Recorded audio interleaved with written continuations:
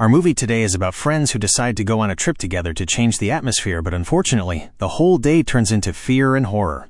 Instead of going to have fun, they try to save their lives from death. They find a girl locked in the heart of the forest and discover that there is a large gang present in the place and that all their lives are in danger. To escape from them, they die one after another. To understand what happened in detail, we will start the story from the beginning. In the first scene, we get to know Alison and her fiancé Ed, and we see them climbing the highest mountain in Scotland. They are preceded by their friend Rob, who climbs with great speed. We see that the three of them are tied together with ropes to be safer. Suddenly, Ed trips and accidentally takes Alison with him. Fortunately, Rob saves them at the last moment, pulls them up with the ropes, and lifts them with great difficulty. He tries to pull them towards him so the three of them can be together. From their conversation, we understand that Ed is not used to this. This is his first time climbing mountains with them, so he has no experience in the matter. Alison explains to him that he must stay focused all the time because mountain climbing is not easy at all. If he loses focus for even a second, he could die, and the three of them could go with him because of him.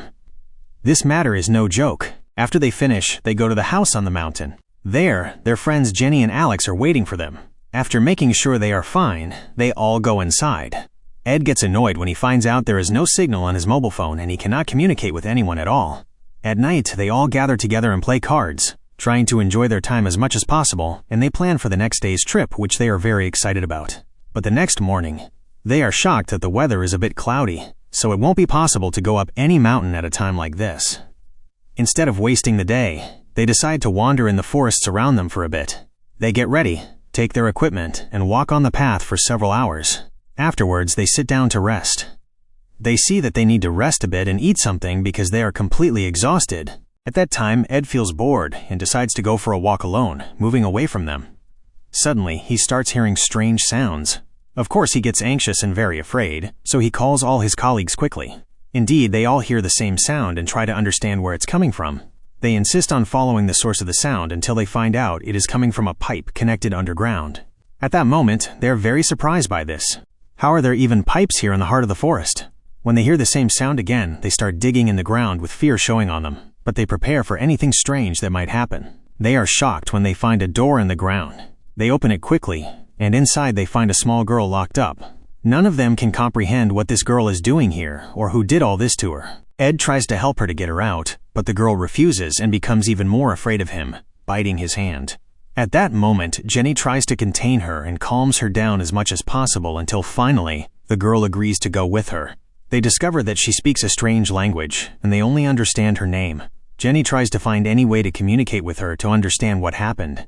At this moment, Alison feels something is strange because whoever imprisoned her here left her alive, which means they don't want her to die. Thus, there is surely another purpose entirely. Also, a pipe was placed so her voice could go outside normally. She fears that all of this is a trap and that those who kidnapped her are certainly close to them and might come at any time. They decide to help the girl and return her to her family by any means. They take the map and look for the nearest town to their location. They find it is about 20 kilometers away. To get there are two ways, either the forest path, which is very long, or the mountain path. Although it is short and could get them there quickly, it will be very dangerous and difficult for them. Since Alison and Rob are the two most skilled at mountain climbing, they decide to take the mountain path to reach the town quickly and ask for help.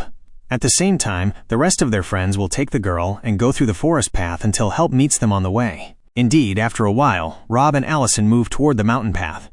The place is indeed very dangerous, and they take a huge risk to get there. The biggest disaster is that Alison's rope is short, and she doesn't know how to reach the end. She is forced to leave the rope and continue alone, which is a very dangerous thing. She tries to warn Rob at every step, telling him he must be very careful because there are many curves. Suddenly, his rope also breaks, and he falls from a very high distance. She doesn't know if he died or is still alive. She gets scared because she is now alone, and there is no one else to help her. She thinks about what to do. At the same time, her remaining friends are on their way through the forest with the girl, determined to help her and not leave her until she is with her family. We return again to Alison. After she realizes what happened, she tries to come out of the shock she is in. She begins to descend calmly and control herself a bit, but suddenly a huge rock falls on her, hitting her in the head. She trips as well and falls onto a tree, but luckily she falls into the water, which protects her from death. She keeps swimming until she reaches the shore. This is the same place where Rob's body is lying. She faints for a moment and sees herself locked in the same box the girl was in. Then she regains consciousness and understands she is seeing hallucinations from the amount of fear she feels. She gets very sad when she sees Rob's body in front of her. She is shocked when she discovers that someone intentionally cut his rope and that this wasn't just an ordinary accident. Someone is trying to kill him. As soon as she looks up, she coincidentally sees two people standing and watching her from a distance. She begins to suspect these are the people who kidnapped the girl, and they will surely try to kill her too and finish her off. At the same time, her friends continue on their way, and none of them feel what is happening. Afterwards, we see two people standing and hunting. Suddenly, two more people named Harris and Stephen approach them. Strangely, the hunter attacks them both, refuses to listen to anything from them, and finishes them off with complete brutality. We discover that these are the people who kidnapped the girl and killed Rob a while ago. This is their leader. He becomes very angry when he learns the girl escaped and wants to get her back by any means and finish off the whole group with her. At the same time, the girl manages to reach the river and keeps running, trying to reach them quickly before anyone catches her. Indeed, she reaches the place where the friends are and tries to talk to them from a distance. She explains to them that Rob died and that the gang is very close to them and all their lives are in danger. Unfortunately, because of the loud sound of the water, no one hears her or understands her explanation. Suddenly, while she is talking, Jenny is shot and falls into the water with the girl. They find the gang in front of them, and the situation goes out of control. They start shooting at them from every direction. Fortunately, they manage to escape and try to save the girl from the water before she drowns. The water current keeps moving the girl and Jenny from one place to another. Before the gang can shoot Alison too, she jumps into the water quickly and tries to look for them everywhere. She gets very sad when she sees Jenny's body in the water and confirms she has died. She is forced to leave her body and go. Finally, she reaches the girl and finds her unconscious and very tired. She takes her to a safe place and tries to help her wake up quickly. As soon as she sees the gang approaching her, she takes the girl and runs quickly. She reaches the top of the mountain miraculously.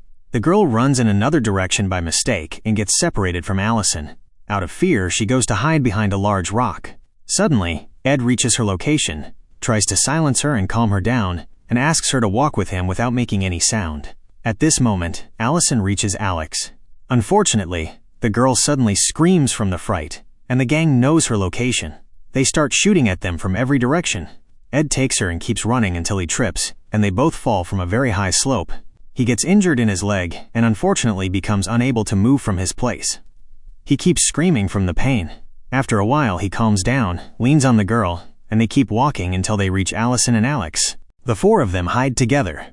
Alex tries to find any way for them to get out of here. He says the gang will never give up on the girl and won't leave them alone until they hand her over. Unfortunately, they don't have any weapons to defend themselves with. He decides to sacrifice himself and distract the gang in another direction to give them the chance to escape. All this, of course, without the gang noticing, to save the little girl's life. Indeed, he carries out his plan, appears in front of them, and runs quickly. Unfortunately, they shoot him with 3 bullets until he is thrown to the ground and dies. They discover then that the person with him was not the girl, and that he was playing with them. At the same time, Ed and Alison escape quickly. After walking a long distance, Ed can't take it anymore and says he can't walk any further. He tries to convince Alison to leave him, take the girl, reach the town quickly, and inform the police. He sees there is no other solution but this because they shouldn't waste any more time. They both get very sad for all their friends who died. Alison refuses to leave him, saying she is not prepared to lose anyone else. Coincidentally, we see 3 people who work for the girl's father out in a car searching for her in the mountain area. Andy, Macy, and Chris try to do everything they can to reach the girl. We understand that her father is a very big gang leader, known everywhere and involved in many problems. Those who kidnapped the girl were his enemies and wanted to pressure him to hand over the goods he had. A few hours later, the 3 of them finally reach the town and decide to go to the police station quickly to report. When they talk to the police officer and tell him everything that happened, they are surprised by his actions and feel something is wrong. Ed suspects the officer is collaborating with the gang and convinces Alison they must escape quickly before the gang reaches their location. At that moment, Ed takes the 2 girls and tries to escape from the police station. As soon as the officer blocks their path, Ed threatens him with a knife. In an instant, the police officer is shot and dies in seconds. They understand the gang has arrived. They are shooting at them and trying to take the girl by any means. They escape quickly from one place to another, but the gang still keeps chasing them. Unfortunately, Ed also dies at their hands. By chance, Chris sees them and kills the people running after the girl and Alison. He also gets shot. Alison takes advantage of the opportunity, takes the girl, and escapes. Before Chris dies, he informs his companion that the girl is not with the gang. At that moment, a big war breaks out between them. Andy stands outside and shoots at Harris as soon as he sees him, but unfortunately, he manages to escape in the end. At the same time, Alison reaches her house with the girl and makes her hide under the bed. Stephen comes up, having followed them all this way. He enters the house, searches every corner, and kills the employee working inside. By mistake, the house starts to catch fire. As soon as Alison sees him, she attacks him and tries to get rid of him by any means. Unfortunately, he keeps hitting her until she faints, and the fire takes over the whole house. Stephen tries to take the girl by force. At that moment, Alison regains consciousness again, attacks him, and hits him with a sharp object on the head, then throws him out of the window. He falls and dies immediately. Unfortunately, Alison cannot find any place to escape from and finds herself in the heart of the fire with the girl.